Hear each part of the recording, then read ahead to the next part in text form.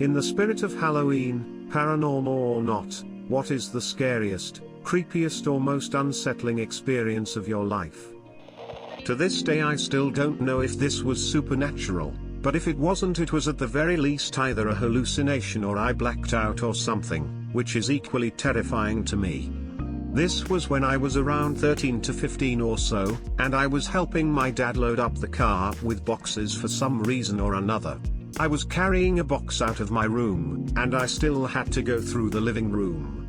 I'm not sure what it's really called, big room that had the door to outside and some furniture in it. I just called it the door room because that's where the door was, to get outside. When I entered the living room, my dad was carrying a box or three over towards the door room. I asked him to hold the door for me and he didn't answer.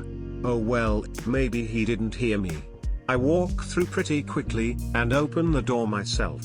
Now, I didn't run into my dad at any point in this time, so he must have already been outside.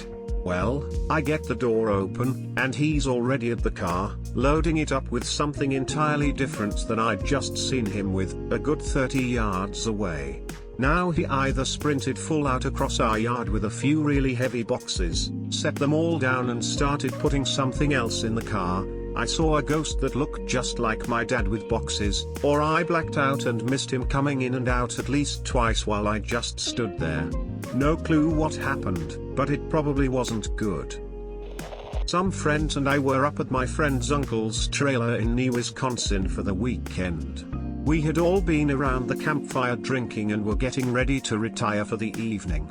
So our campfire, which had been lighting everything up for a good radius, was being allowed to die down.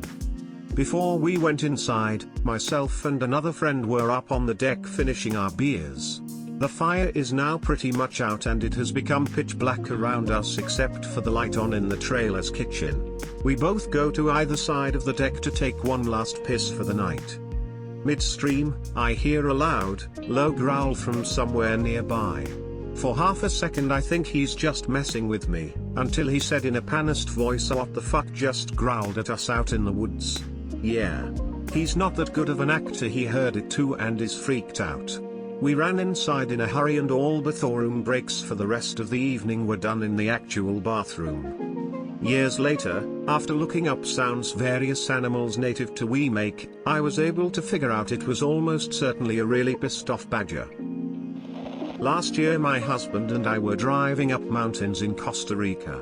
We hadn't seen another car in about an hour, and were making our way up a single-lane road in the middle of the night, jungle and mountain on one side, a drop-off with no guardrail on the other. It suddenly began to rain, hard. We could barely see 10 feet in front of us, and with the humidity, the car windows fogged up as quickly as we could wipe it away from the glass. Little makes me uneasy when I travel, but being in this tiny car, feeling trapped by the pounding rain and knowing we were completely alone on the edge of a steep cliff put me on edge. Suddenly, as we got high enough to enter the elevation for a cloud forest, the rain vanished, and within minutes we were surrounded by actual clouds along with a thick, soupy fog. If we couldn't see anything before, we were blind now. The road opened up and we inched forward through the opaque, blanketing white. The feeling of suffocating otherworldliness was like nothing else. Then, something moved ahead of us. We stopped the car and watched as a white, unbridled horse slowly walked toward us in the middle of the road. It paused, then walked past us, about 6 inches from the car, turning its head to look directly at us as it did.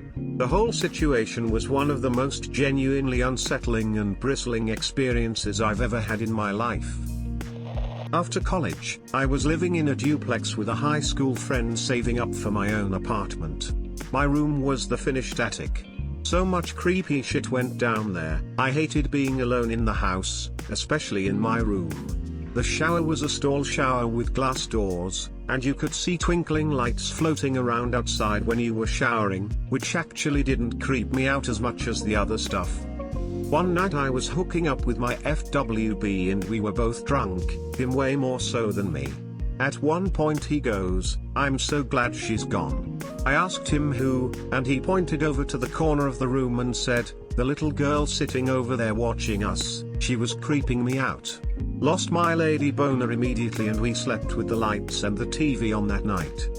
The living room opened right up into the kitchen, and you could see everything clearly as it was all wide open.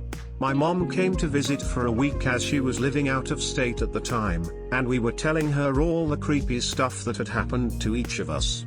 She was like, yeah right. If there's a spirit here, then show yourself. At that moment, both doors on the fridge flew open. Like didn't just kinda fall open, but flew open so hard that they bounced back on their hinges. No one would go close the doors, so I ended up doing it and I moved out shortly thereafter. When I was younger I would sleep in my room in the basement. My dog had just passed away and in the middle of the night I remember feeling as if an animal was jumping on my bed and sleeping on my feet, woke up and nothing was to be seen. It was terrifying, but I couldn't sleep in the basement after this and slept in the living room for a good 2 months. We had a noisy heating system and I remember imagining that the noises it was making was a big robot protecting my door from bad people. It was midnight, October 2015, and I was house sitting for my parents. Mid-October they start to show scary movies for Halloween. I'm downstairs watching The Exorcist. I love this movie and doesn't scare me at all since I've seen it so many times. I'm sitting in the living room, there is bedroom to the left side of the living room, watching The Exorcist. The family dog runs downstairs and starts to sniff around the coffee table and just walks around the rest of the living room. I'm sitting there and the dog suddenly stops sniffing, my eyes dart to the dog and I'm looking at her like WTF is she doing? She look up towards the bedroom to my left and just stares. I'm still looking at the dog. Then the bedroom, thinking maybe she sees a bug or spider on the trim of the door. No bug nor spider. The dog is still looking at the bedroom doorway. It slowly walks towards it like a wild animal stealthily approaching its prey. I'm still looking at the dog like WTFFFFFFF. The dog slowly gets closer and closer to the doorway. As it gets closer it moves its head up like it's looking at something tall. It stops, growls, then the dog jumps back. It fucking jumped back like something tried to get it or get close to it. That's when I got up like WTF? I got up and went to the room and turned the light on only for my own sanity. The dog looks at me, sniffs the air and walks away. Few weeks later I tell my parents about it and my pops tell me a story of the dog doing the same thing while in my dad's office. The dog growled and barked at the wall shares a wall with that bedroom. I told them my story and we all just looked at each other shaking our head. TLDR was alone in the house, dog growls and jumps back from an empty room. I tell parents some weeks later and confirms it with another story. I was walking through a forest. I was pretty far in doing some backpacking and camping. Suddenly it got real quiet, not a chirp. I do a sweep of my surroundings and I saw something that confused me. I had no idea how it got there or why it was there, but there was a perfect, ornate, wooden staircase just sitting there. Still one of the lost creepy things I have come across in my life. There wasn't a scratch on it. No dust or leaves. Perfectly pristine. And what was even stranger is that there was a perfectly circular roughly 20-yard clearing around it. Not a tree, shrub or anything. Just hard dirt. I walked back into the tree line and it's like the world continued. Animal sounds, a slight breeze. Walked back into the cleaning and the sounds stopped again and the air was still. It was almost as if the world passed, or that the world was afraid of disturbing the tranquility in which the staircase stood.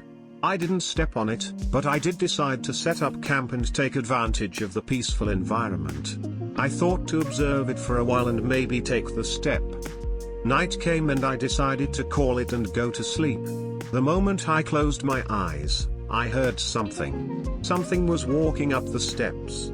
Or down. I really don't know.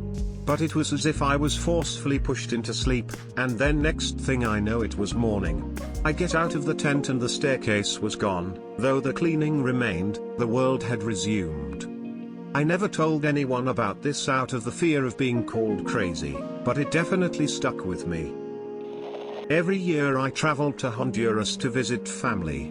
This was a couple of years ago when I was 13. I was laying in bed facing a wooden closet, the moonlight was shining on it and the wood looked like it had a face in it that was screaming in pain. I was sleeping on the bed my great-grandmother died in, which made it extra spooky. It was probably my imagination. When I was a kid, 11 years old, I went on a family holiday to Tenerife. My mum and auntie went on a night out whilst my dad stayed at the hotel with me. At around 3 a.m. my auntie came back quite agitated, saying she had lost my mum, so they both went out to look for her. Fast forward an hour and my mum comes in alone, sobbing and crying whilst clearly still drunk, wailing about how she had just been raped. I didn't know how to react, I just lay still pretending I was asleep. I can still hear her crying nearly 20 years later and we've never spoken about it. I lost my childhood innocence that night. Looking into a distant mirror, and realizing that it's not reflecting what it ought to be, has happened to me on multiple occasions.